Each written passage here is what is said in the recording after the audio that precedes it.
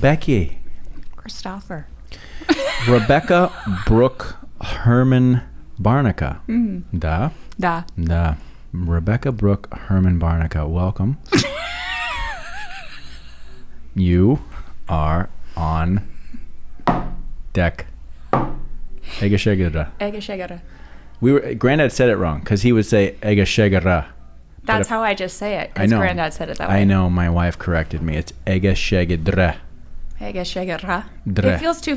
But the thing is, the Herman way is to sort of like think you're doing it really right all the time. And you're really not, but you're just owning it. So I'm going to just continue with Egashegara. Okay, so I know there's two examples that come to mind immediately. All right, hang on. Yeah, there's two examples. You just own it. Mm-hmm. I'm going to say mine, and then you say yours, okay? But I'm going to give you a hint as to what yours is. Okay, because yours happened in Mexico. Yours happened in Mexico. I'm not saying you, okay? But we're going to get right into it. So mine is in terms of being a Herman and owning something, even though you're totally butchering it. Is Dad was somehow convinced. It's going in a bun. Okay, that's fine. Yeah. When we were visiting Grandma and Granddad in Coral Springs, good grief, Colorado Springs, and we went to the store to get chips and salsa. If you are familiar, in Colorado, there's a brand that is sold everywhere. It is called Pace Picante sauce. Every TV commercial, Pace, P-A-C-E, Pace Picante, everywhere. Dad, I know what my example is. I know. Dad referred to it as pache.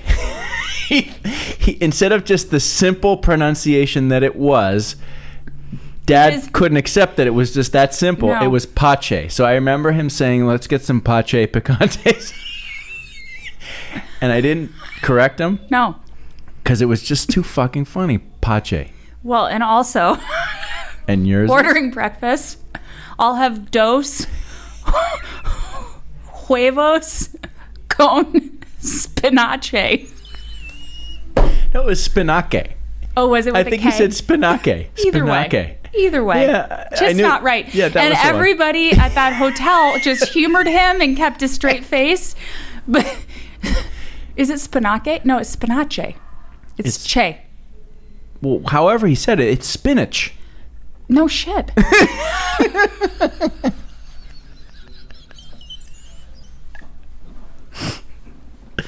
Pache and spinach.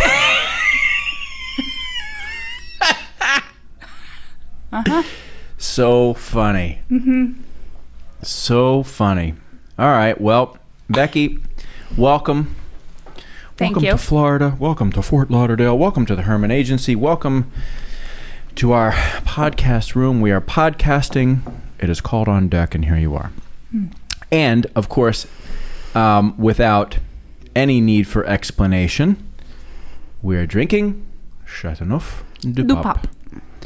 And I have looked forward to this conversation for a long time, with no real aim for where it leads or where it ends. I feel anxiety about performing over this. It's everybody does. There's not one person who works here that doesn't sit there and feel some sense of nerves or anxiety, some for weeks on end, wondering, and everybody leaves going, wow, that was nice. That was really nice. And that's, to me, a meaningful compliment, because it's not supposed to be a nerve-wracking thing. Like, I get that it can be, but it's really geared.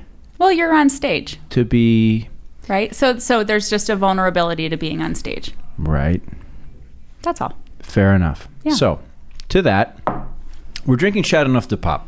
I would like to start there. And water to rinse my birthday. And water. There you go. I'd like to start there. Recently, I was at a restaurant with Joel and Debbie. Irviana and I were in Jackson Hole. And I feel like I need to, these are friends of Chris's, for those of you listening who might not know. Thank you, yes. And his wife, And you Irviana. can look at the camera and, hey.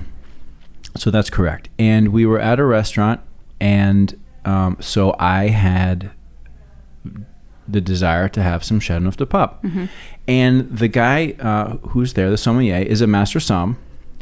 And he shared with me something that I did not realize, which is that the Shad Nuf Pop region does not have the same stringent guidelines for what goes into the wine as if you were to compare to Bordeaux or Burgundy, where those are very strictly controlled, I believe, appellations. How so?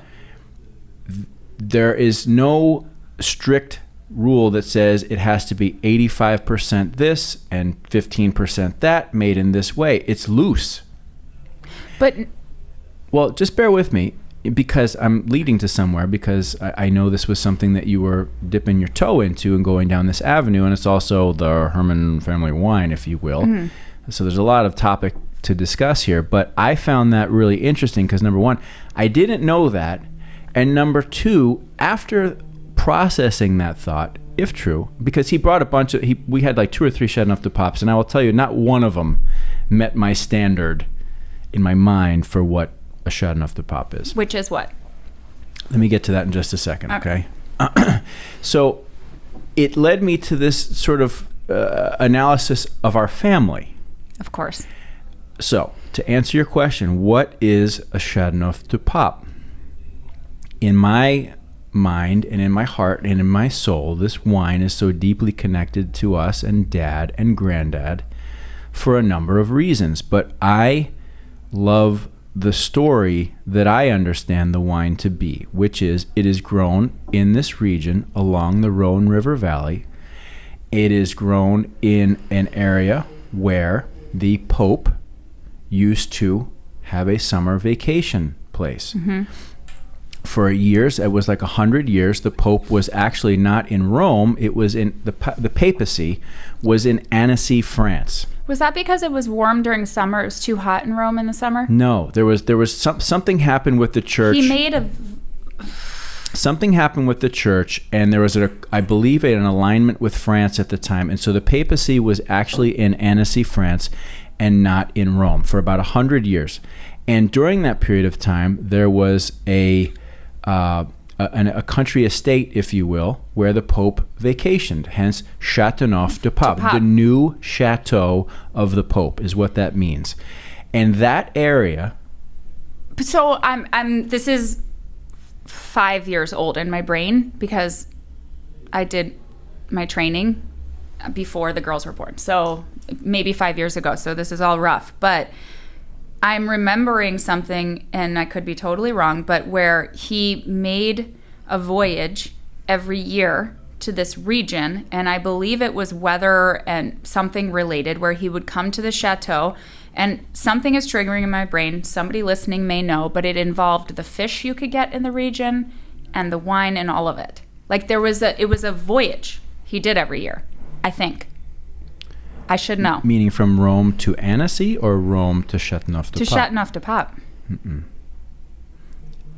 There is somewhere in wine, in old world wines, in this region, there is a story around that. I can't remember it, but I remember that there was like this. I can see it visually in my head. Let's look that up later, okay? But for the purpose of continuing the conversation, the thing about the wine in my mind has less to do with the Pope. That's just sort of our loose understanding of history, let's call it that. Yeah. And more about the terroir, right? And so the terroir in this area consists of from what I understand, a very rough and difficult soil covered in reasonably large, I guess maybe white, or Donna's walking by. Becky, I think Donna's saying that you need to speak a little bit closer to the microphone, so bring the mic a little closer to your face. You got it. Yeah, just give it a tug. Donna likes to make interesting cameos in our... It's so funny. Don't yell at me about my bun, Donna. No, yeah, okay. So anyway, the stones that cover the terroir are large, medium white stones, soft, round, that washed down from the Alps and into this area. And these stones cover a very difficult and challenging terroir. And during the day, the sun right, warms these stones, which creates a reflective warmth up onto the vines. But the vines have had to struggle a lot to survive. And so they have to dig very deep. Yes. And so it's a struggle. Correct. It's hard work to become this wine. And yes. you are rewarded as the vine by this beautiful warmth during the day that reflects off the stones. And it helps keep you warm through the evening as the temperatures drop. Right. There's still that radiant warmth, right? But you have this delicate skin too, and your soft interior. Right. Interesting. Okay, so now we're back to Mo Ayub. Yeah. Okay, well let's hold on. Yeah. Let's stay focused. So you've got a wine that is very big in its fruitiness, very strong because of the warmth, and bold in its flavor, and it comes as a result of extreme struggle to growth. But then there is a nurturing warmth that comes from the earth that helps keep you survive. And for whatever reason, this wine is, if you were to say, what's the Herman family wine? Chardonnay de Pop. But why? I don't know. What's the origin story of that? Well, I think it comes from two areas. It comes from Dad and from Granddad, and I'm not sure where it started. Where's that restaurant that they went to when they picked up the Porsche? I don't know. And they drove it to France. If you look it up, I have a photo of it with the name of it. So I don't know if it's in Chardonnay de Pop, if that's where it started. But for as long as we can remember, this was the wine.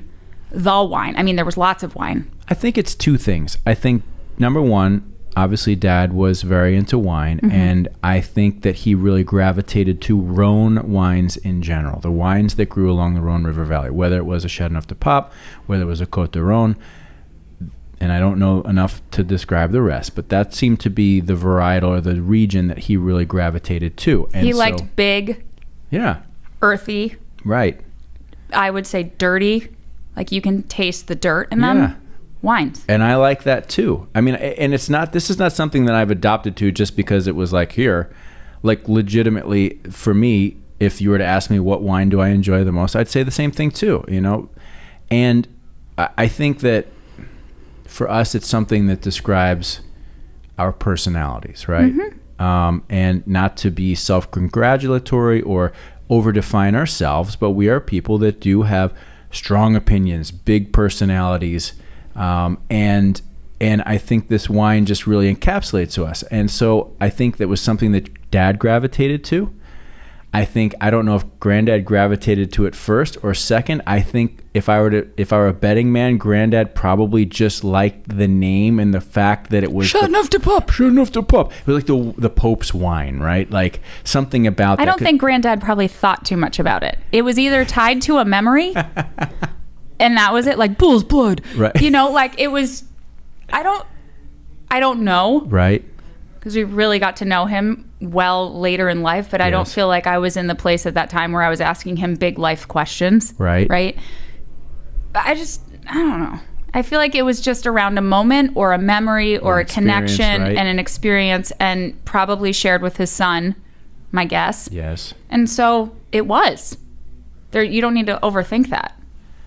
I think you're right. Yeah. I think you're right. Dad probably went deep. Well, yes. You know what? You're absolutely right. Granddad was probably a more surface level, just a simple thing that made sense to him, and enjoyment, because he was so much about that. And Dad Dad definitely took it to a level, further than that. And I do know, while I don't remember the restaurant that they went to, I know that they visited Reyes. Reyes, I remember Dad telling me, was this sort of mercurial, mad scientist, genius winemaker in the Rhone Valley, and like a recluse. If you went to his vineyard, it was a disaster. It was a mess. The vines looked terrible. The place was not kept up, and they went there. And I remember he told me, like, this is so Dad, like literally just. How did he know about this shit? He just did, and not only did he know about it, but he had absolutely there was no internet. Qualms about just fucking showing up. Because Dad felt like he belonged anywhere he just showed up. He didn't give a fuck. That's right. And they went to Reyes, and he came out and he welcomed them. The mad kind of recluse genius of winemaking, one of them. And I remember him telling me They spent the day there. They talked about wine. They sent him away. He sent them away with a bunch of wine. And I always remember that. And I always confuse the two because you see a lot of wine from the Rhone Valley named Gigal, right? But then Reyes was the one who apparently was like this crazy, mad genius. But is he still there? I don't know. You've never been there, have you? No. Neither have I. Well, no, I've been to Chateauneuf du Pape. You have? Yes, I have. When? Yes, I went. It would be 6 or 7, coming up on 6 or 7 years ago. Right before, the year that Dad passed is when I went. So the previous regime in my life. Okay, so I don't want to go too deep into that. Yeah, I'm picking up what you're putting down. Yeah, exactly. Yeah, got it. And it was beautiful. Went to Beaucastle, which I really enjoyed, and it was just like one of those grounding experiences. But to take this back to you. Dad had this love. And I feel that it's passed on to me in the sense that I love it and I enjoy it, but it's not something that draws my focus. Like I don't spend a lot of time thinking about wine or studying wine. I just know what I like and what I don't like, and I know generally the varietals and where I kind of want to be. But you, at one point, really were considering becoming a sommelier. Yeah, mostly to own a wine bar called Fadduh Wine Bar. Okay, so where did that where did that come from for you? Aside from the obvious. Well, so backing up, I don't know if you remember, but when we were kids, this feels very close. When we were kids, I didn't drink wine. Dad brought it out, and he would constantly ask if we wanted to try. You were 6 years older, and you would always try, but I wasn't. I was this little kid not trying, and then I even through college, I wasn't into it because I was always so picky about food in general. And at some point, I think after I graduated and moved down to Miami, I think then I really started drinking wine mostly with him. And, for me, and it originates with sort of the example he set, I would say, but, it would be a holiday. It would be Thanksgiving. And he would bring out 12 bottles and lay out all of the glasses. And it wasn't a forced thing. It was just there casually on the dining table as people came and we were cooking and hanging out as a family. Easy, and you would sort of pour yourself a glass and try it, and he would sort of tell you about it, and it wasn't like forced education. It was just really about the coming together and sharing of something. And I think for me, that when I think back on that particular time in my life, I really remember that. I remember the Thanksgiving when he opened all those bottles that had turned sour on the truck from New Jersey when they moved, which that was fucking devastating. I think that was the same Thanksgiving Granddad threw up because he ate too much. It's the most horrifying thing. It was not the most horrifying thing. It was quite possibly one of the funniest things I've ever experienced. I'm saying the visual part was horrible. Still hysterical. I know, anyway, it was hysterical. We digress. Yeah, keep going. So it was that same Thanksgiving. It just erupted slowly. So anyway, just moving on. So it was always this thing that was casual, right? But it brought us together and we talked about it, and it was I didn't think too much. I just enjoyed the moment of it. And I think it was something that maybe like Granddad, I didn't overthink too much. I certainly, I'm not a researcher. I actually hate research. Lennon, my wife, she will do all of the research and look into it and try to understand. And I'm just an instinctual, yes or no kind of person. And I just enjoyed it. And so later, I always drank wine, and when Dad and I would hang out, we would always drink wine, and I think it was just something, there was a giggle and a wink and the shared moments to it. And I love, then years later, I'm kind of all over, but years later I worked on a project at an ad agency I worked on for a wine that was called Vaso di Marina, and Marina's table water, basically. And we did all this strategy research on it, and it was a table wine that came in a milk jug. And what we learned in that whole strategy session was that, this woman, Marina, who was the grandmother of this family, Portalupi, who's a winemaker in Healdsburg in Sonoma. They make amazing, double gold wines. And they created this in their grandmother's honor because she's from the old country in Piemonte. And what they used to do is somebody would have wine in a vat in the center of town, and people would come down and dunk their milk bottles in it, bring it home, sit down, open wine, enjoy a meal with their family that day. And there was no preciousness, there was no thought. It was just the bringing together of people. And for me, that is that's the thing that I love about it. Like, I love to cook.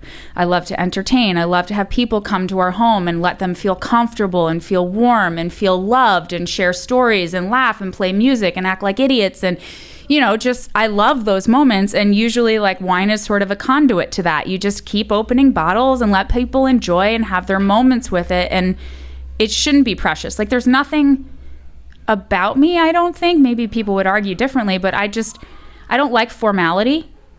I like ease, and I like sitting down and just sort of like kicking back and sharing a glass of wine and telling stories and laughing and joking. If it's a $10 bottle or $100, it doesn't matter. Like, I don't care. I'm with you. I'm so with you. I could care less. You know, whenever I'm around anybody that like memorializes wine as if it's like the fucking third coming from Christ, it's just so annoying. It's just like, open the bottle. I don't care what it is. Let's enjoy it. Either we like it or we don't. But here's what I love about it too, is that, and this is where it gets into terroir and the struggle and all of that. Mm-hmm. I have a weird fascination with farming. Like, when I lived in California, right, and I would drive from where I lived down like along the Monterey coast and all of that, and you go through these areas which are huge farming communities, and you look out and the rows are just perfectly symmetrical, and there's just crop after crop after crop after crop, and that's feeding the whole country. Mm-hmm. For whatever reason, I'm fascinated by that. You know, I have a garden in my backyard. I'm reading a book right now, finally, to be like a good gardener, because all I do, I just copy what Lennon taught me, which is, you know, I don't know anything. But I think there's something really interesting to, you plant a seed, it becomes a thing, you turn it into something else, and there's struggle to it, and there's weather, and there's the elements or whatever. But at the end of the day, you're just sitting down and enjoying a fucking bottle of wine together and having a good story and a laugh. And that's what it's about for me. And so as the years went on, at one point, we had been trying to get pregnant for a long time, which is the only thing I wanted was family in my life. That was it. You know, like, Jordan plays basketball, I wanted family. Like, that was my truth, and it wasn't going well. And somewhere in that time, I signed up for a sommelier course, like first level, get certified for wine cellar manager. And I did it, and then I got fired from a job. I've been fired 3 times in my career. There you go. Yeah. And I got 3 strikes, you're not out. Right. This was the last time I was fired. Now I'm my own boss, so I can't fire myself. And I got fired, and I was a lady of leisure. I went to sommelier training. I lunched. Which I'd never done in my life. Like, I've always worked since I was in 5th grade. Right. You know, and so I just sort of explored this side of myself, which was more creative, and I was interested in wine. And for the first time in my life, I didn't think about advertising, which has been my whole adult life. And I seriously thought about owning a wine bar, mostly because it was just so much a part of my heart, but also because I just like bringing people together and hanging and having a good time. And then at one point I was trying to figure out what to name it. And I went to Grenadier, my old agency, and I was sitting with Jeff Graham, my boss, my mentor. Right. And he was like, well, you fucking name it Fadduh. What the fuck else are you going to name it? And I was like, yep. You know, because I learned it. It was Graham. Really? Yeah, it came from Graham. No shit. Like, I didn't know that fast. And so, and Fadduh, for everybody, is what I called our dad. And so I was like, well, yeah, okay. And so I started thinking about it. And then miraculously, literally, I got pregnant with our daughters, our twins. And then I tried to go on to the 2nd round certification while I was pregnant. And I figured it would be fine because I would spit the wine out and it would be all good. But, you know, I was feeling very much like I needed to be at home cuddling with my wife when I was pregnant, and it just wasn't working for me, so I dropped out and I haven't done it. But it's certainly something that I want to come back to because I love it. And as I think about my agency, which is called Fadduh, as I think about it now and I think about it 5 years from now, there is always a social wine bar aspect included in my loose vision of what it could be. I just like to bring people together. You know, a number of the conversations that I have had since launching the podcast, and that's now we're 13, 14 episodes in, something like that. We're recording. This will come out at the end of April, beginning of May. You know, a lot of them have, in some way, shape, or form, veered into this familial, always historical gathering concept, right? I mean, here we are. We're sitting here, like, look out the window, okay? This is an agency. We're doing business today. It's 2:00 in the afternoon, and I'm thrilled that I'm looking at a number of our crew out there sharing a meal they've cooked. They're sharing what they've cooked here, and they're spending time together, and that's what it's all about. It is. It really is, and there's just something. It's inherent. You know, my best memories of us as a family are, and it's with Dad and Mom. Mm-hmm. It is the meals with Mom, Christmas, Godiva chocolates, Always. Eggs Benedict. I try and recreate it every single year at Christmas, to the point where Lennon and I have had to talk about that I need to let go of my expectation a little bit, because on Christmas morning, Mom made it so it was perfect. Special. It was perfect. You know, you'd wake up. Freaking perfection. You know, she had Godiva chocolates, which was such a treat in the morning. And then we would open our presents. And, you know, she's doing this all herself, which, you know, she made it perfect. And on her own and of her own mind, you know. So you had that whole thing, and then she would have this perfect Eggs Benedict, which I would not eat as a child because I was, as I said, picky. Right. So we would go to what was Macy's called before it was Macy's? With the basement. Bambergers. Correct.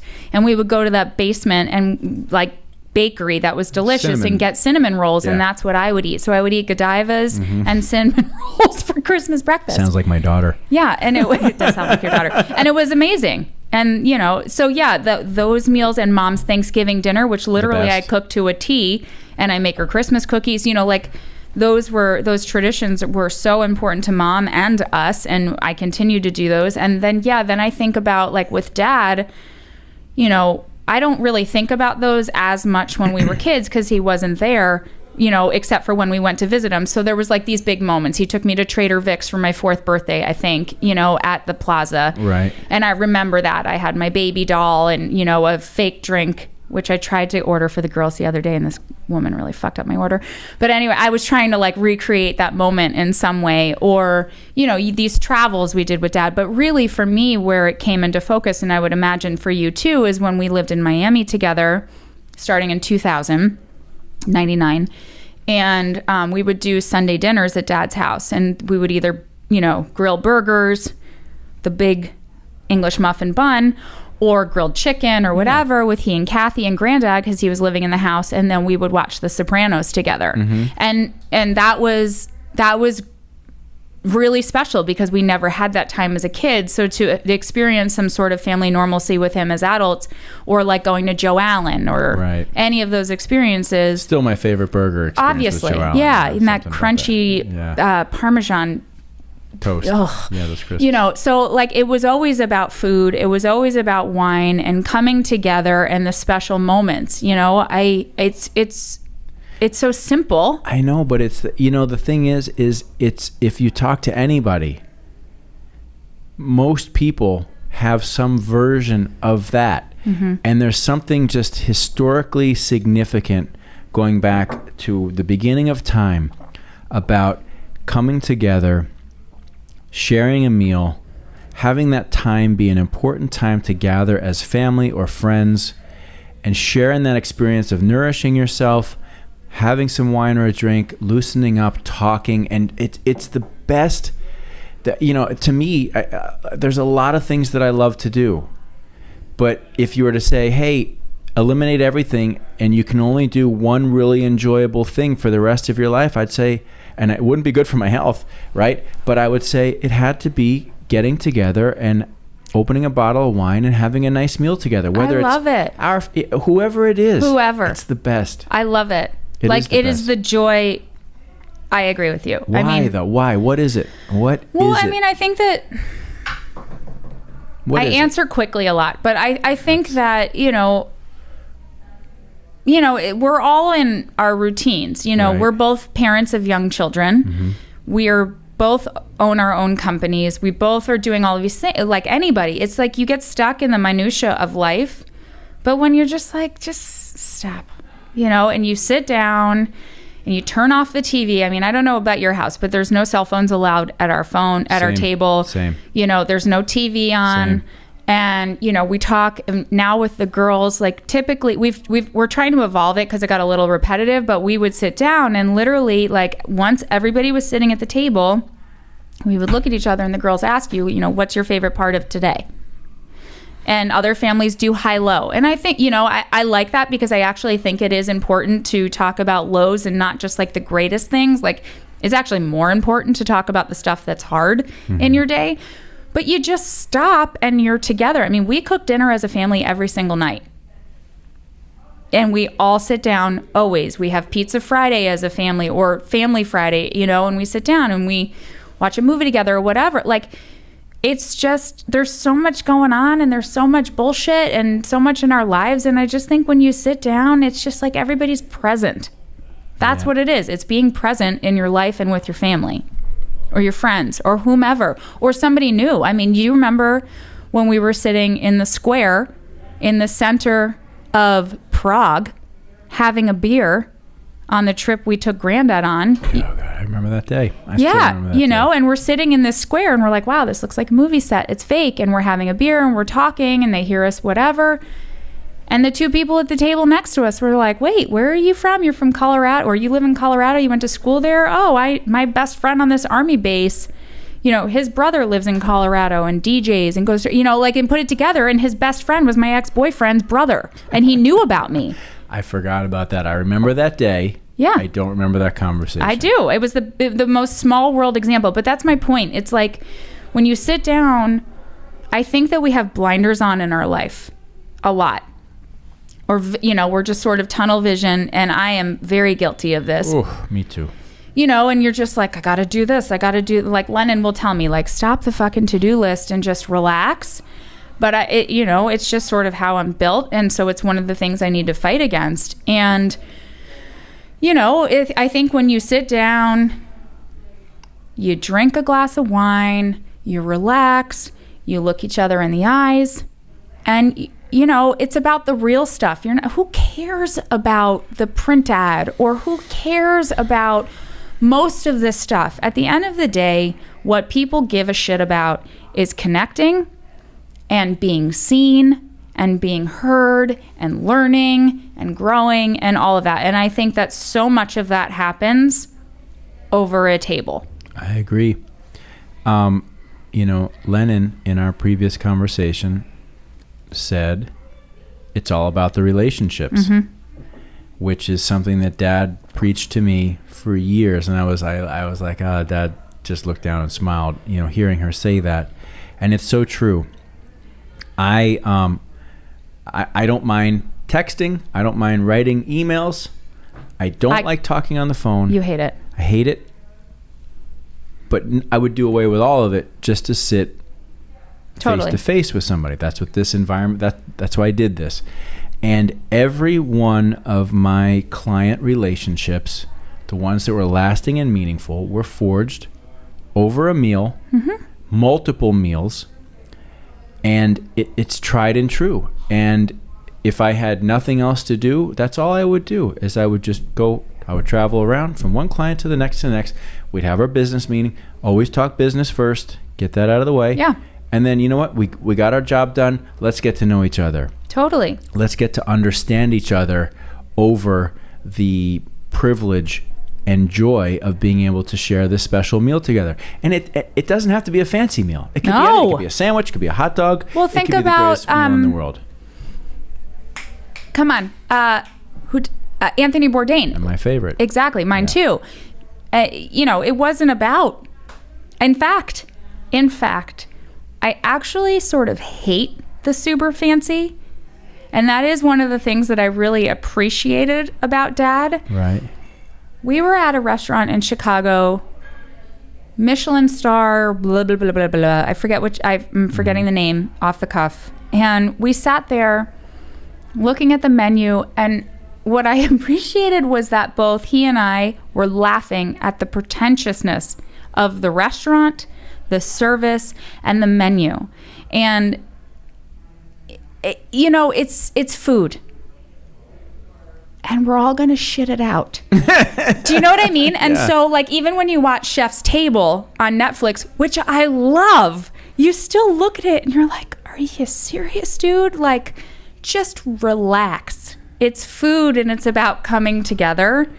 And I liked that, where we could share the giggle about the whole thing, where you're like, this is amazing. The food is amazing. We are very lucky that we get to sit here and do this, because there's so many people who they'll never have that opportunity. And I'm so grateful for that exposure.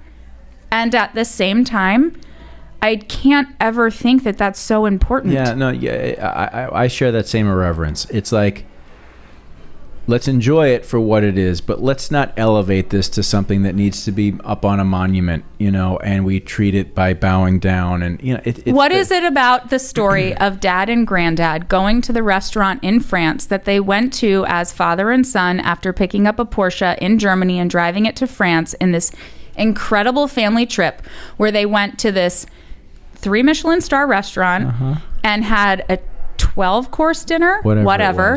What is it about the story that you remember? Was it the first course? No, of course not. It's the fact that Granddad ate so much he had to go over and walk at the train station and walk up and down and fart for about 2 hours, right? And just to feel better, right? And also that he got up between every course and threw up. Oh my God! And then sat back down at the table because the food was so rich and it upset his stomach, but he just wanted to enjoy that moment with Dad. Yeah, he didn't want to disrupt. No, I forgot about that. He didn't want to disappoint Dad. I might be it's both stories, right? But the point, you're right. Both. It was. And then they walked together up and down the train tracks. Thank you for correcting me on that. You're right. It's both of those things. It's about connection. Granddad did that a couple times. And honor. Yeah, and so it was about sharing that time together and not letting anything. Anything disrupt that, and that's I'm just gonna go I'm gonna go Team Herman right now and just say that's a Herman thing, and that's a lot of other people thing, but that's an us thing too. I as we've gone through this section, I've there's 2 things that I want to ask you about, because I think that it's an interesting part of our history and heritage. Okay. And it has to do with names, and it has to do with your name and the name of your company. So if I were to look up, hang on a second. Am I a terrible brother that I'm like struggling to spell your full name? Rebecca. Yeah, well, it's okay. Terrible. Hang on just a second. That's okay. The name comes from the verb meaning to tie family. Jones's Dictionary of Old Testament Proper Names and the NOBS Study Bible name list to suggest the name means captivating beauty or to tie the bind. Hang on, this is Rebecca name. It's a Hebrew name. It is. We'll get to this in a second. Additionally, and isn't she like the first? I don't know, but just I believe that Rebecca was like, I'm reading a book about Judaism right now, and I think Rebecca was one of the original, I'll call it characters in Judaism, and I just butchered that. Just hang on with. I'm sorry, is this going slow? It's okay. Come on. What does Fadduh mean? Oh, I don't know if it means... It's a Lebanese word, from what I understand. It is. It's Lebanese for father. When I tried to get... I don't know that, but I know that when I tried to get the Instagram handle, so it was based out of Lebanon. Hold on. Okay, so where we were, all right, Rebecca is a Hebrew name. Mm-hmm. Fadduh, from what I understand, is Lebanese for father, okay? Maybe somebody will correct us. Let's just take those for truth. Mm-hmm. So speaking of grandmom and granddad living in Colorado Springs, I still remember the day sitting in grandmom and granddad's living room, and I actually have I'll show you. I have the document at my desk in a tray folder where I was reading Grandma Herman's story of the Herman family. Mm-hmm. And I'm sitting there, and this is 25 to 30 years ago. Mm-hmm. As a young man who had grown up and gone to Catholic school, raised as a Christian, mm-hmm. and I'm reading about our great-grandfather, Charles Joseph Herman, who was born a Jew. Ashkenazi Jew. Well, but... Right? Yes, but it's not stated I in understand. there. Yeah, but I'm just saying. We know that through genetics now. But at the time, I just saw Jewish. And we never knew that. Well, it was never discussed. No. Nobody ever mentioned it. I mean, from what Mom has always told us about how when she and Dad got married, the one thing she had to promise to Grandmom Herman mm-hmm. was that we would be raised Catholic. Yes. Even though she was raised Dutch Reform, which is not even something you hear about anymore. Our mom. Correct. Yes. And that was something she had to commit to mm-hmm. before she and Dad got married. For Grandma Herman to, I guess, allow it. I don't know. You'd have to ask Mama. Yes, those are all true statements. But to me, it was just like, what?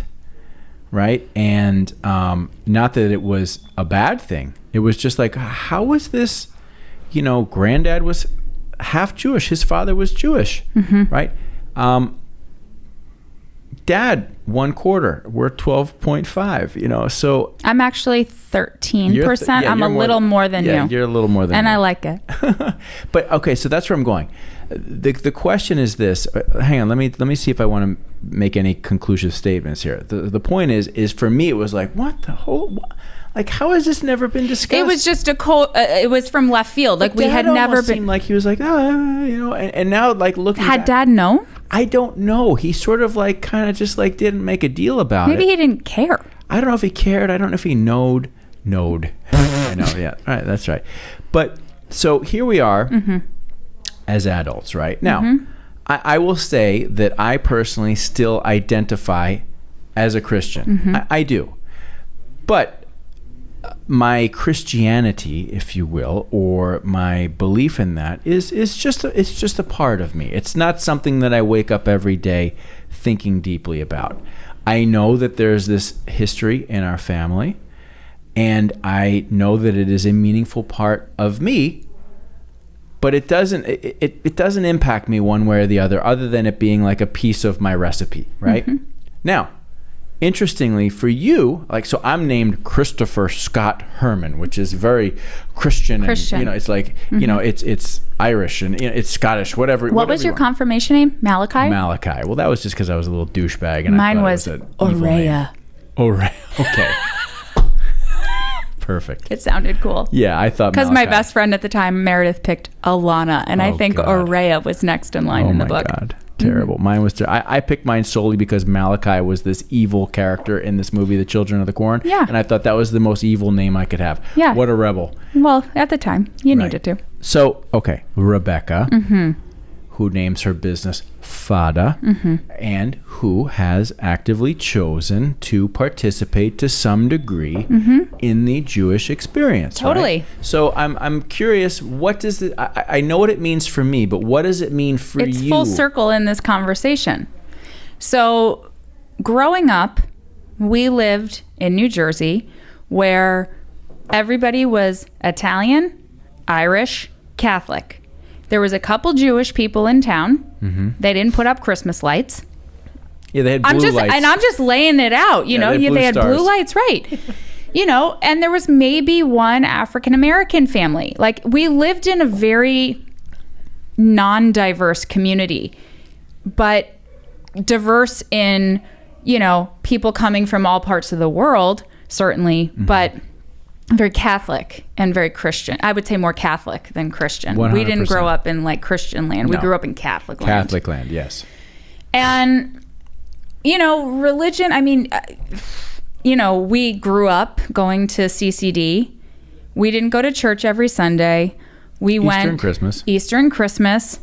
And I think of those times fondly, again, because of connection and not because of sermon or God or any of those things. The sermons were terrible. No, the only thing that I remember really is Easter Mass when, about the chicken and the egg. Which came first, the chicken and the egg? And you and I were convulsing. We were laughing so hard, and Mom wanted to yell at us, but she couldn't because she knew it was so fucking funny. Right. And we were in a family. Like, it was the three of us laughing, probably in coordinated outfits, because that was what we did on these holidays. Yep. And I love it. And, that was church. Later, we went to Catholic high school, and I went to Catholic high school because it was an option in our town that was regional. And I was so sick of everybody in our small town. I just wanted more. I wanted new friendships. And so thankfully we were able to go to Pope John. It wasn't about religion for me, and then I went to school in Colorado, and, I think for me, religion was always much more, like, I don't know if I believe in God. I don't know. I think there's a bigger purpose. I think we live many lives. And later, after finding yoga and getting deep into my practice and going through certification, I really realized that a lot of what I believe fundamentally is actually more Hindu than anything. This, or Buddhist or whatever. But what I think, to answer your question, my best friend Lauren, who I met in college, is Jewish. My old fiance Jonathan from Florida, Jewish. And many of my very close dear friends in my adult life have been Jewish or are Jewish. And as a result of that, my first really introduction into Judaism was doing a Seder dinner with LB, Lauren, in her tiny apartment in the East Village in New York City. And we laid a blanket on the floor of her apartment, and all of our friends sat on it, and she cooked a full Seder dinner for everybody. She read the story, we tried the foods, and we shared wine, and we shared a meal together, and we had this beautiful coming together. And again, this happened, when I was with Jonathan, and we would do the high holidays with his family, and I remember at one of them, and I'm not great in all of this, but you throw rocks into the water to forgive your sins and just let go of your sins. And that catharsis, that letting go and not hanging on to the things we've done wrong, acknowledging them and letting go of them, it really resonated with me.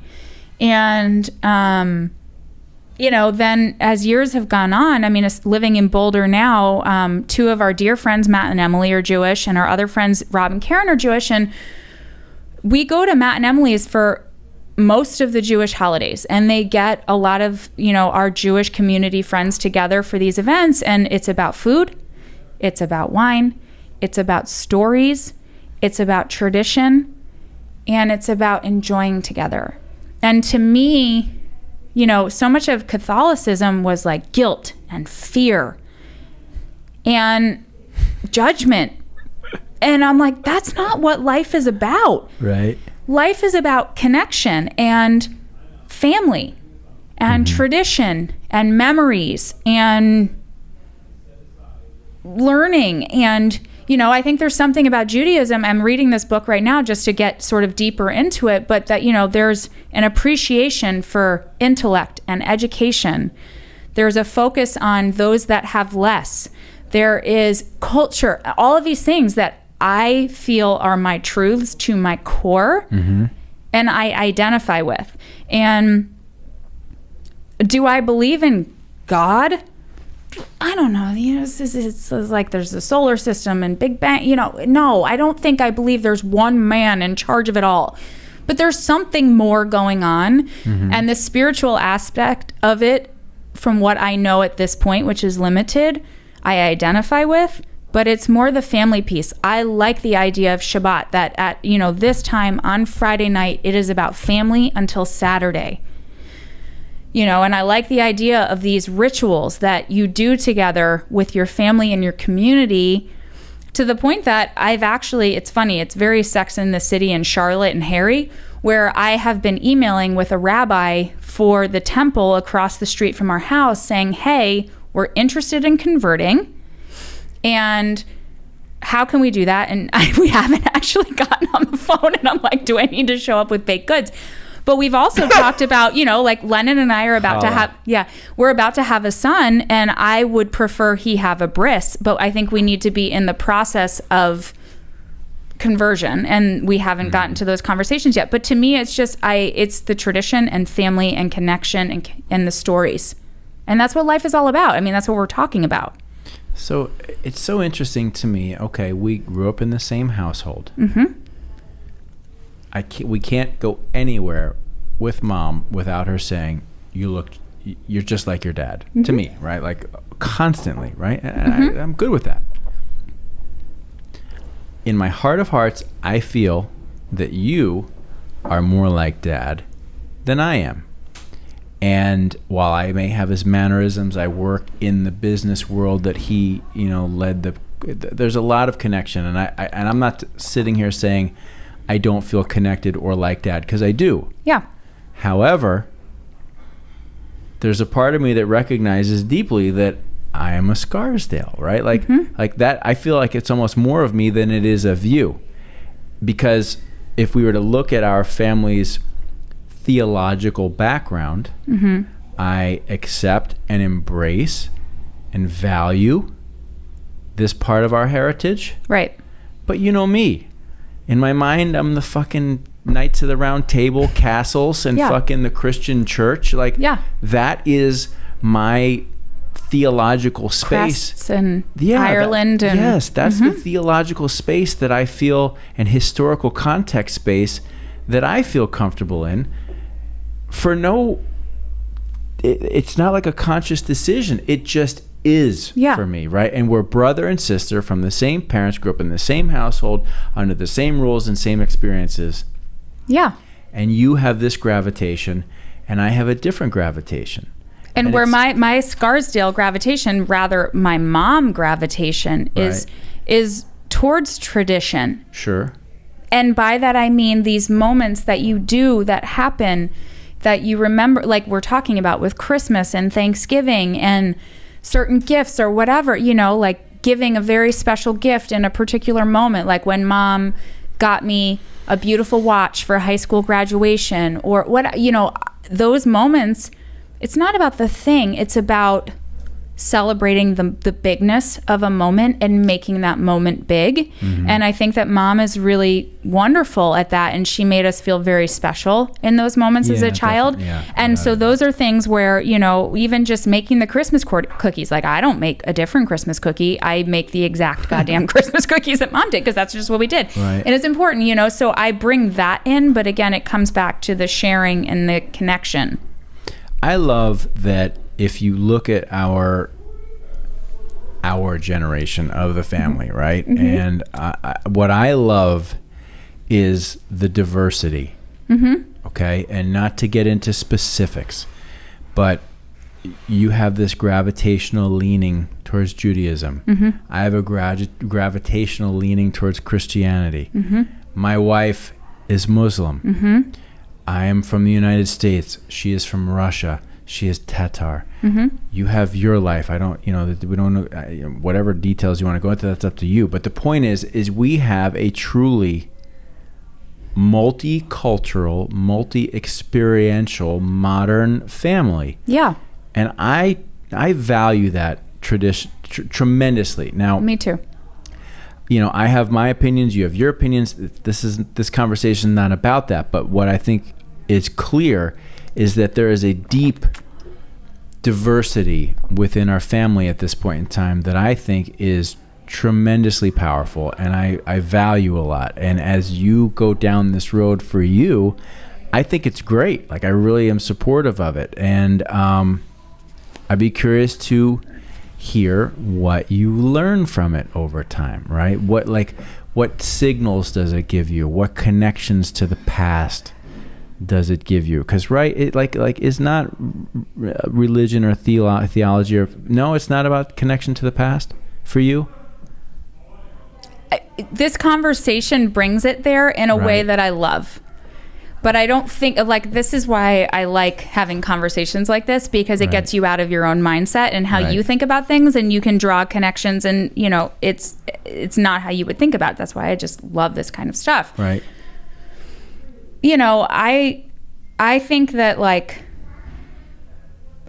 I feel that, like, all of the past basically sets us up for where we are right now, and I'm constantly looking forward. That my wife would probably, like, push me on that, because I'm like, well, what about that, and why did that happen? I mean, I do fixate, admittedly, but I think for me, like, constant growth and always being curious, always asking why. And, you know, I don't like to take things for face value. I'm like, well, but why? But why? But why? But why? And I just want to keep growing and moving forward. And so a lot of this isn't about the past and the family or the history. Like, I love that you drew those connections, because I hadn't myself. For me, it's right now, so much of it is just, what do I want to set up and establish for our family? And so by that I mean Lennon and me and the girls and our son, who's going to be born in probably 8 weeks. Right. You know, like, what does our family look like, and what are our traditions, and what are the values we're instilling upon our children? What are the lessons we're teaching them? And most importantly, because our job as parents is to set our children up to be free and go off into the world, like, what are the tools that we are giving our kids just to move forward? And so from that perspective, when I think of Judaism, again, as somebody who's, like, not focused on God, there's the tradition, the focus on education and community, and those who don't have what we might have. Those are very strong values that I place a ton of importance on, and I want our children to as well. Like, very soon they will be doing charity work, or, you know, working in the community, because they need to understand that living in Boulder, Colorado, in our home ain't fucking reality for the vast majority of the planet, and I don't want them to think that is, you know. And that's why travel becomes so important, and that's why just you know, a great example is when we took the girls to Mexico when they were 16 months old. Lyle, our daughter, had not really stopped crawling. She had walked a couple steps, but she hadn't given up. She really wasn't talking. Day one in Mexico, we land. That girl never crawled again.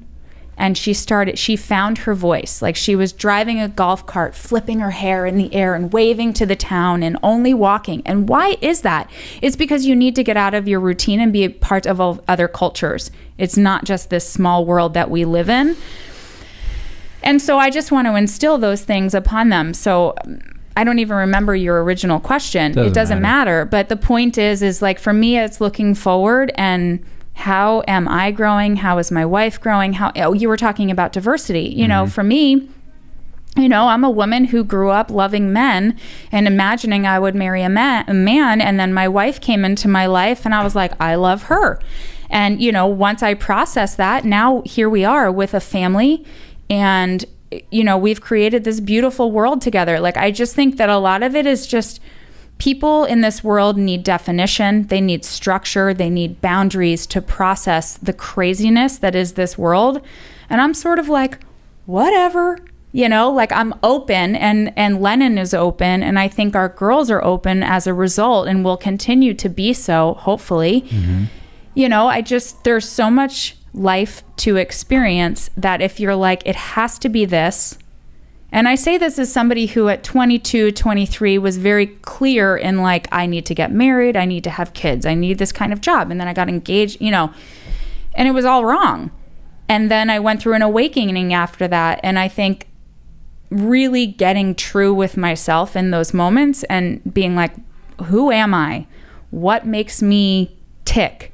Me, not everybody else around. Because I think you would probably guess, or you would admit that like in our family, there's also a tendency to be like, well, I should do it this way because this is how it's done, or maybe I should act this way or whatever.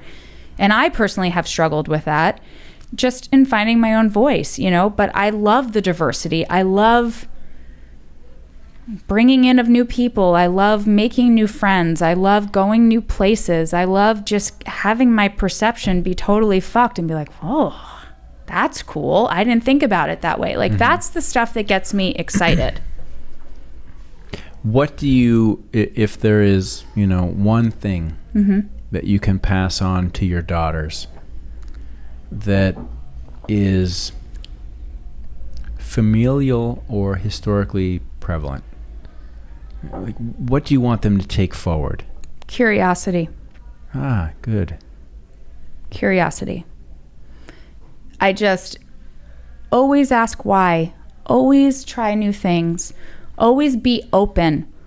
Till the day that you're dead, be open to evolving, to growing, to meeting new people. Like, I love when you hear these stories about people who are like 80 and they have friends who are 20 because they keep them young. Like, I think that the only point in your life where you don't have a choice is when you're dying or you're about to die. And every step until then, you have choice. So why not choose like living and curiosity and growing and evolving? Mm-hmm. It's the most important thing, in my opinion. Are you afraid to die? Terrified. Terrified. Really? Terrified. Why? It's finite. There's no choice. That's it. You don't exist. And then now that I have children, I mean, I'm terrified of it. Interesting. Mm-hmm. Yeah. Are you? No. No. From your question, you're not. No, I mean, I'm not looking forward to it. I'm not like, yeah, you know, but to me, it's like ending this chapter. To me, this life, this is a chapter in the soul's journey and development. And so there's more after this. There's more. You just don't understand. You don't understand it. You might. I feel that I have a concept for whatever reason. But, I mean, again, I love this life.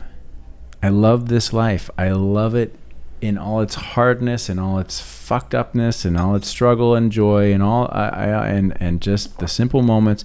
I love every bit of it. And at some point in time, it's going to come to an end, and there'll be a reflection, a knowledge, a learning, an understanding, a growth. Right. And then you'll be on to the next thing, whatever that is. And that's what I believe, right? Totally. But I think this is another place where you and I differ. And you are very, like, the way you are, you like to look 5, 10, you like to look holistically. Yes. And envision down the road and set structure to that. Mm-hmm. And I don't do that. For as much of a planner as I am, mm-hmm. I jump, I say this all the time, head first into the shallow end. It's how I am. It's how I learn. I did that once. I still have a bump in my head. That's how I am. And so for me, I am so deeply in this phase of my life that I have waited for this whole life, which is with my wife, who is my partner, mm-hmm. and who I took for, it took so long to find my partner, my person, you too, mm-hmm. you know, and now we have these two beautiful little creatures who are our daughters that were never supposed to happen because they told me it was basically impossible. Right. Now we have them, and then now Junior's showing up in 8 weeks, you know, to complete our family. Like, we know that that's it. This is our family. We've fought hard, tried hard, years and years and years, and now we have this whole family. And I'm so deeply present with this phase of our life and in trying to just enjoy every fucking second of it, because they will be 25 this fast. That's what everybody says. And And I look forward to that time because I cannot wait to kick it with them and drink a bottle of wine and ask the big questions and do all, like, I love nothing more than the big conversations, which I know comes later. And I actually had a realization about this the other day that I think I am more like dad that way. Because, you know, mom was amazing with us as children, like so nurturing, and dad was not, right? And so present, whereas dad was like more present later. And while I am, I think, very present with my kids right now, I do think that I will be even better when they're grown, because then we can just talk, and I love that part of it. But I'm so focused on enjoying that and just letting the most of it seep in, that the idea of dying and not having that cuts me at my core. So to that point, I would also imagine as I get older and go through the evolution of what it means to be a human being, I imagine I will get more comfortable with the notion of death if I'm lucky enough to get old. But at this point, I'm scared shitless, because all I want to do is live this part of my life and be there to watch them grow, to be there to let them, you know, see them find their way and become individuals and see who they really are, you know, without my preconceived notions, like who will they become? Who will they attract as friends and partners? And will they create families? And where will they live? You know, all of that, like, that's fucking cool. You know, I'm going to ask a serious question it's not the intention to be dark. Who is Becky? Who is Rebecca without all of that? I can't answer it. Like, I literally can't answer it, because that was always my truth. Not in my identity is my children. Right. I would feel like my life's purpose would not be met without my wife and my children. So what is your life's purpose? I feel it's clear, but it's yeah, no, I mean, I feel like at this phase, it's not being a mom that simply. I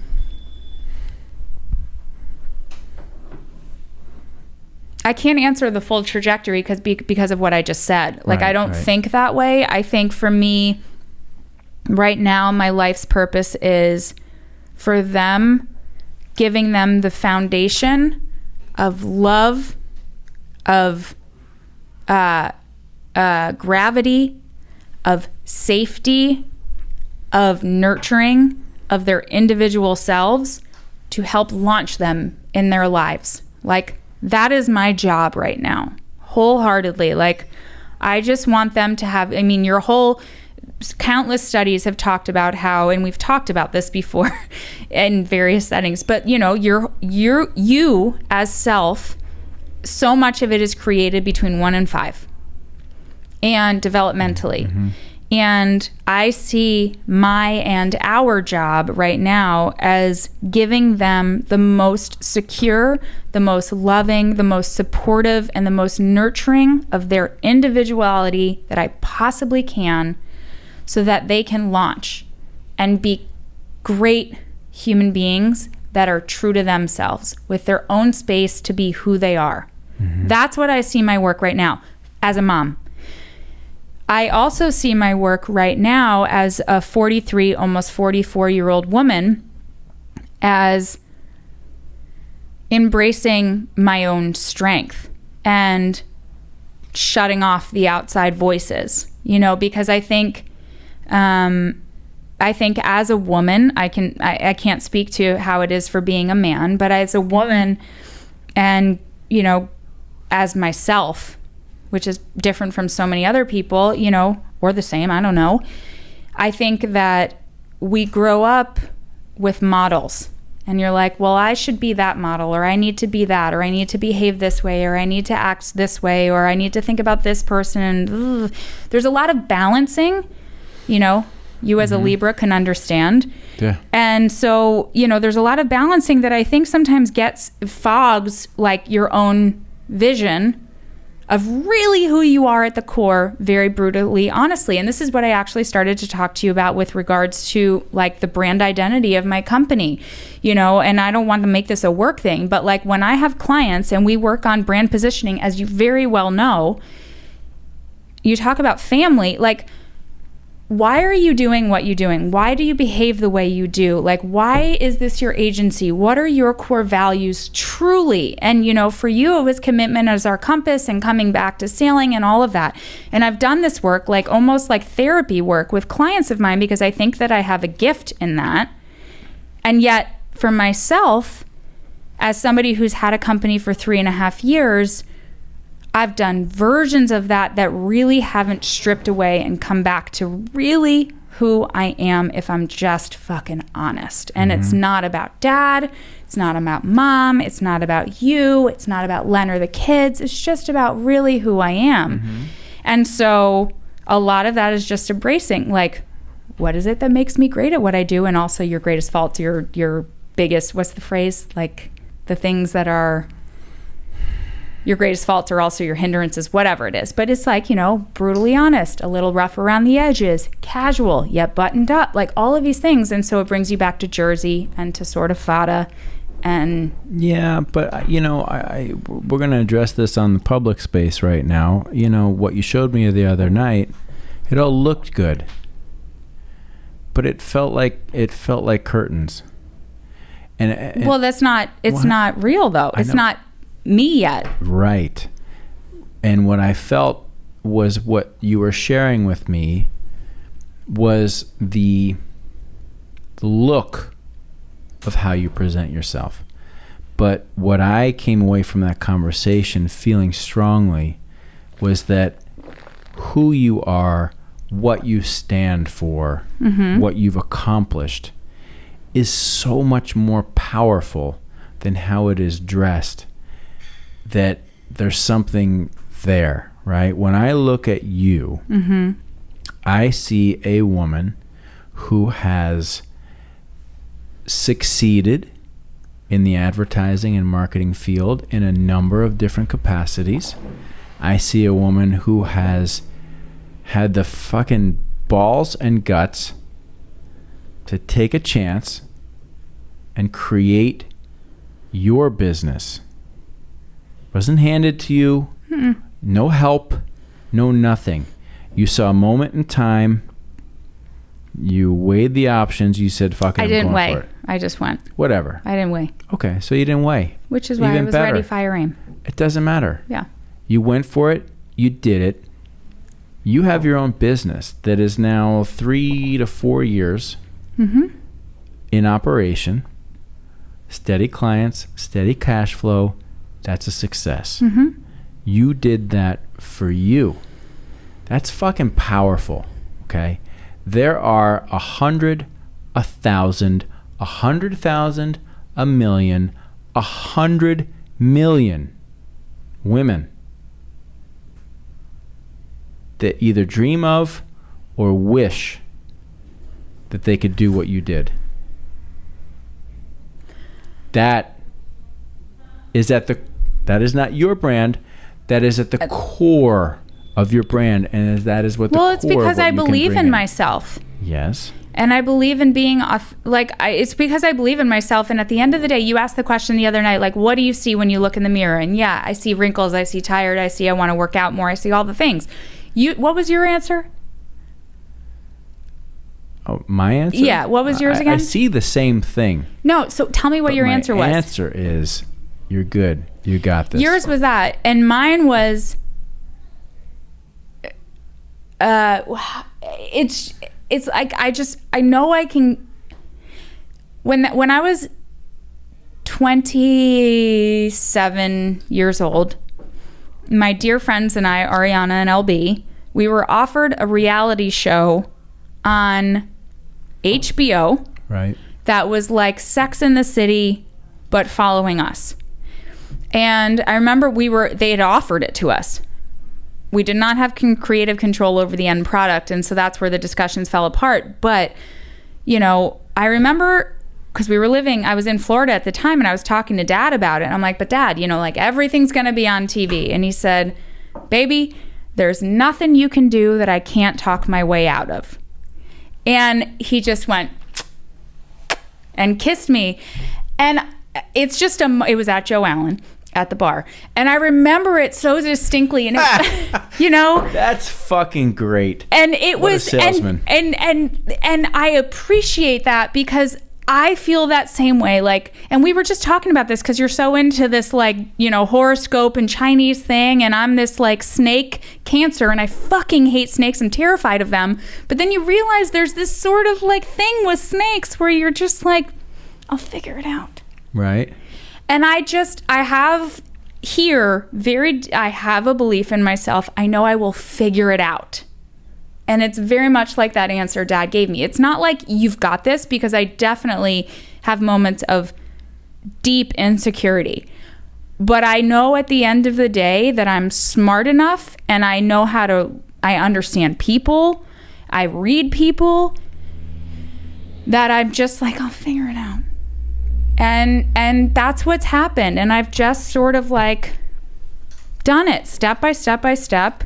And now I have my business. And to me, what you saw the other day from a brand identity perspective is just inspiration. It's just mood boards. But for me, it's coming back to the very fucking core of who we are, which is we are kids born and raised in New Jersey who probably wish on some level we were raised in New York City, because it's just cooler and there's more edge to it. But we're the Jersey kids. You're the little bit of the stepchild with that, right? And then there's this like dreaminess and, you know, longingness that comes from the shore. And this is where we get very Springsteen about the whole thing, you know, that there's a duality there. And I think that there's a duality in all of us as individuals. You know, we are not one thing. We are all these things, right? And balancing. And for me, it's always been balancing the edge and the just directness and the bluntness and the honesty and all of these things with also this just like, chill. Fuck it. The dude. Sort of. And for me, it's just, you know, it's flip-flops. It's the beach. It's the dreaminess. It's the music. It's the food. It's the enjoyment and everything. Like, for me, that's the duality that when we talk about brand identity for my company, like, that's what I'm trying to resolve. I don't want to look like some fucking Instagram brand from, you know, Palm Springs. There just needs to be edge and heart. Right. No, I get all that. Mm-hmm. I get it. I asked Lennon the question, like, you know, like, what differentiated you as a woman to be able to break through this male environment? You've broken through this male environment. You've both done it. Like, you two own your own businesses. In a male-dominated industry. Yes. Okay. So I guess what I'm saying here is that, you know, the look, the feel, the style. It just needs to be true to who you are. Put that aside. I got you. Put that aside. I almost feel that you have, you know, your social media posts, what you communicate to the world. To me, that says a lot more about your brand than what it looks like. But it's both, because how you present should be aligned with the tonality. Totally agree. I totally agree. That's your advertising and marketing voice speaking, and I understand it. Yeah. I guess what I'm saying is that you have an inspirational story to share, as does your wife. Yeah. The two of you have inspirational, motivational stories. You're shaking your head. Hang on a second. Because this is part of the vision. This is where I actually have the longer term plan. Right. This is where you have an actual Herman obligation to share this with the world. Because there are women around the world who, if they sat and listened to your story, and you don't have a hard story. Lennon doesn't have a hard story. I mean, are there disappointments and setbacks? Yes. But is there a truly hard story? No. But is there a hard work, perseverance, dedication, passion, and love for what you do story to get you to the point where you can have the freedom to own your own business? Yes. Well, it's not just about the business, it's about our family. Oh, it is. It's both. So it's not just about the business. Like, we have created a family and a life that most people do not understand. And by that I mean, they look at me and they say, you're gay, you're a lesbian. And I'm like, I understand that that's what you need to say because I'm in a same-sex relationship with a woman. Actually, that's not how I identify. You know, I feel like a straight girl who fell in love with this amazing woman. And so, but people can't wrap their head around that, right? And some. Some. A lot. And, the majority. Most, yeah. Right, and you need a definition. Like, the world needs definitions. For some reason. Because it's just how we process. I don't even begrudge anybody for it. Like, I get it, right? And, you know, to me, and as I think about my business and the story there, when I first launched the business, you know, I had been fired, as I mentioned, but not connected to this story. I was fired from a job. I got pregnant, like whatever. Yeah, and then I was fired from another job. It was all very complicated. And for me, in launching my business, there was a lot of shame involved in it. And there was a lot of, you know, I had an opportunity to pitch a client that was my relationship and that I had developed and cultivated. And that person came to me on maternity leave and said, I want, wherever you are, I want to work with you. And I brought them to the agency I had been at, who took amazing care of me while I was pregnant with our twins and, you know, probably racked up $500,000 in medical bills in delivering them. And we had a policy about, you know, staying there through maternity. And the Herman way, like, you do your obligation. I was not going to, like, leave. I was grateful. But I also saw that agency was sinking. And our dad taught us enough that you just don't go down with a fucking sinking ship. And I was not going to stay. Unless you're the captain. Unless you're the captain. And which I was not. And so, you know, I was not going to sell my client, who I had this relationship with, on something that was sinking. And at the same time, he was not going to go there. And so I actually had a friend say, why don't you pitch him with a team? And I did. And we won. And that started my agency. And then I got fired. And then I got served papers saying I couldn't work on that business for a year. And I had 8-month-old twins and I had 4 months prior, I'd bought a house and I shit my pants. And everybody in this ad community was pissed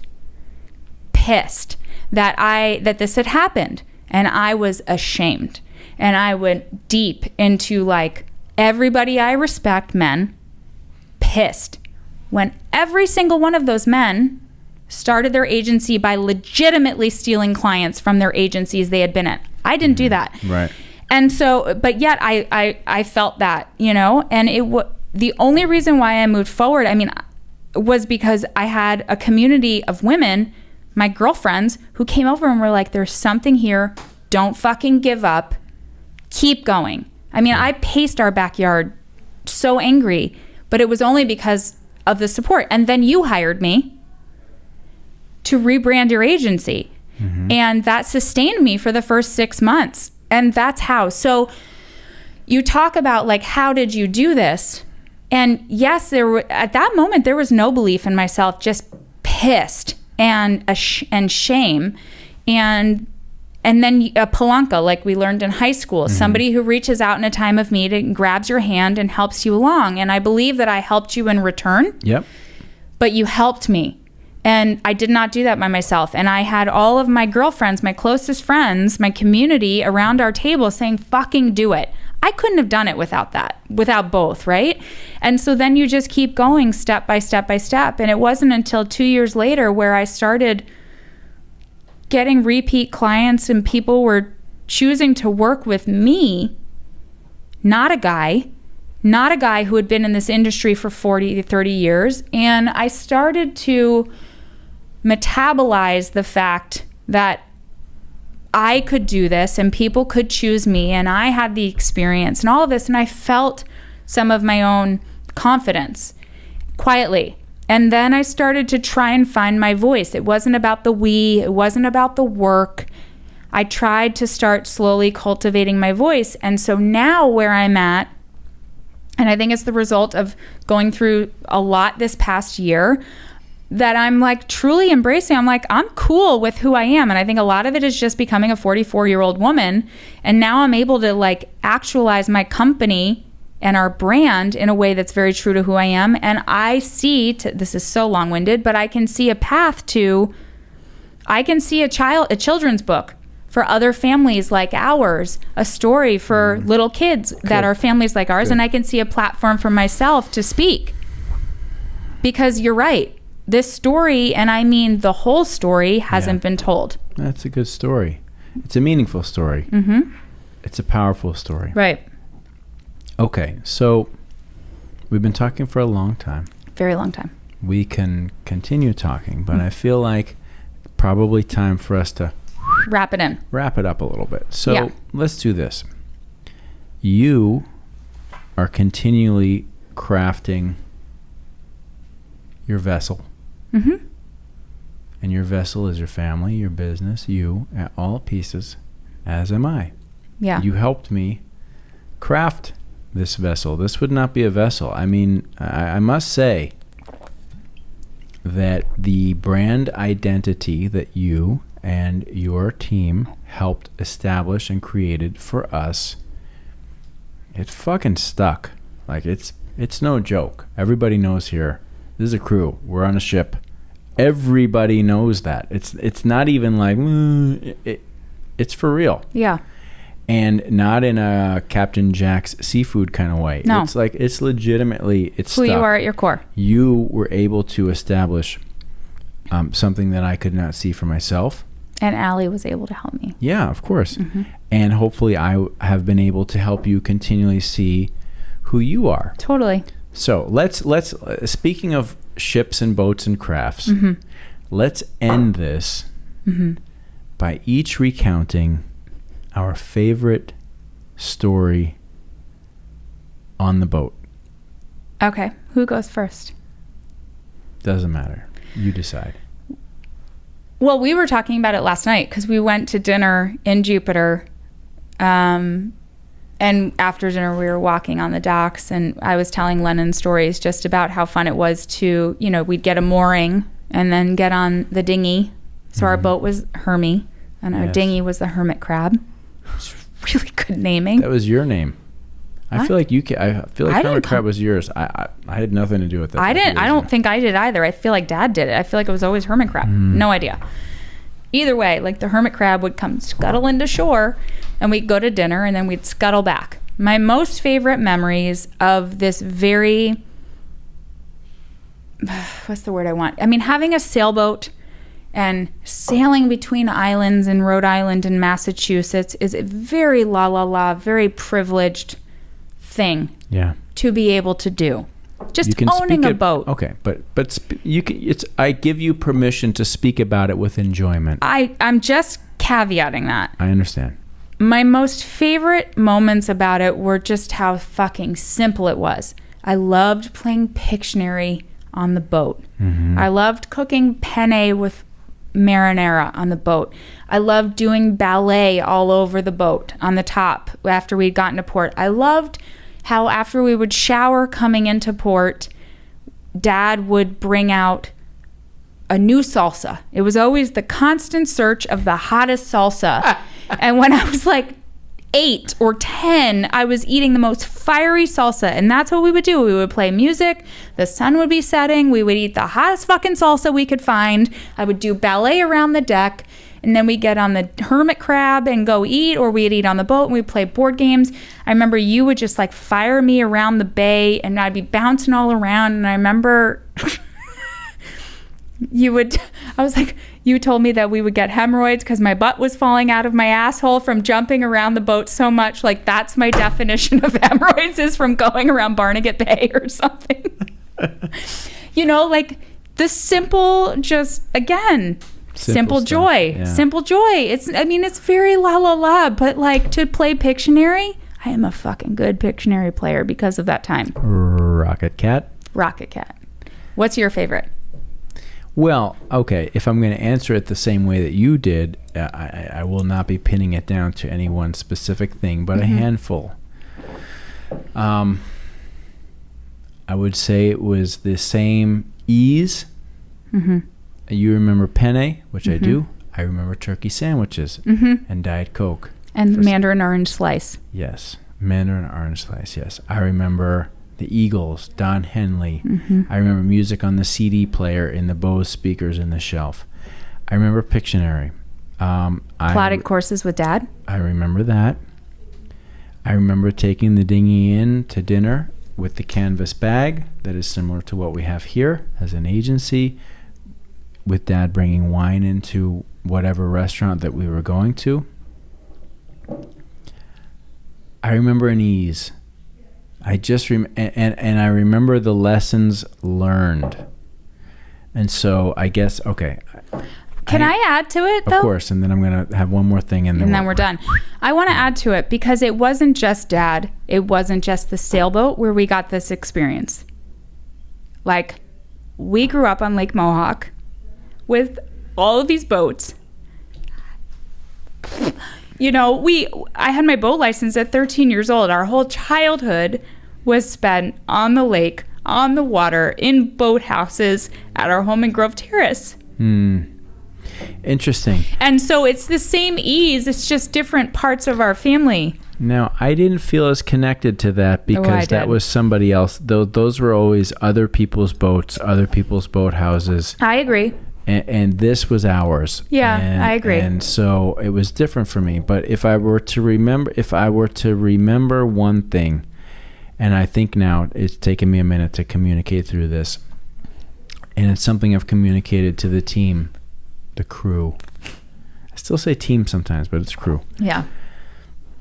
Countless times. Is I remember we were at anchor, we were at dock. It doesn't matter. And I remember walking down inside the boat, and Dad was in the bathroom, which is called the head, of course. And there was a wooden door that flapped open in the head, and inside there were all kinds of rubber pipes and tubes. And Dad was taking masking tape, and he was sticking the masking tape on every tube.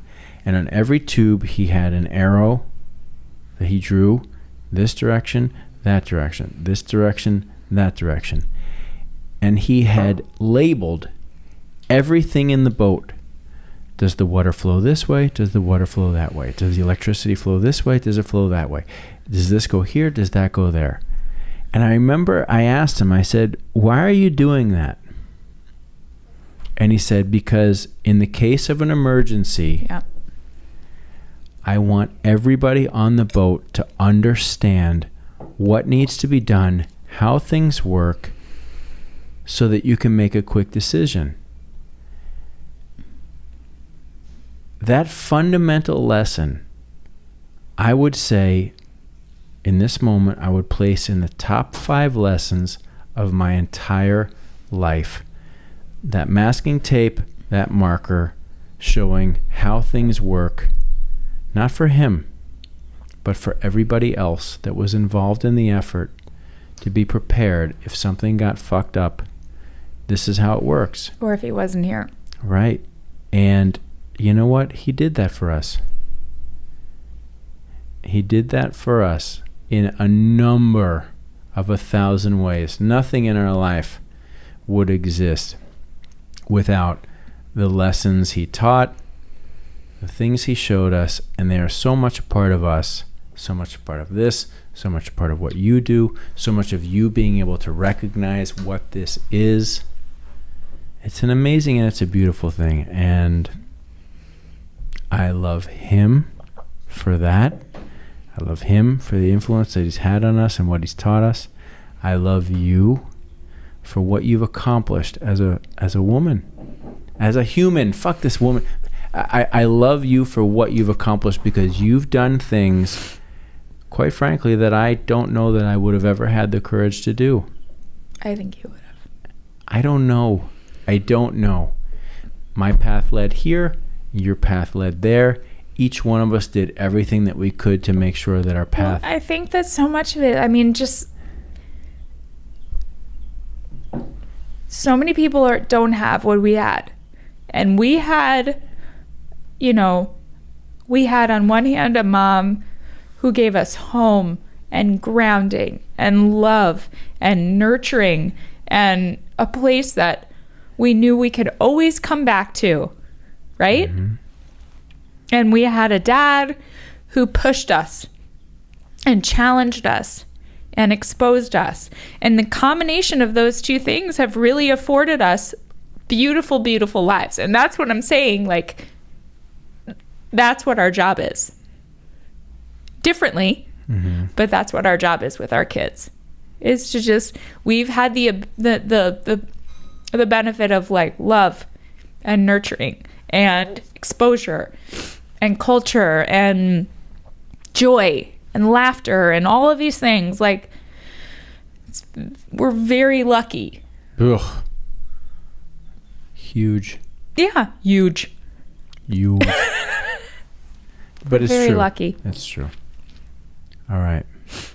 Let's leave it at that. Yeah, I guess I love you. I love you too. Thank you for doing this with me. Thank you for asking me. It's been a pleasure. Likewise. My teeth are purple.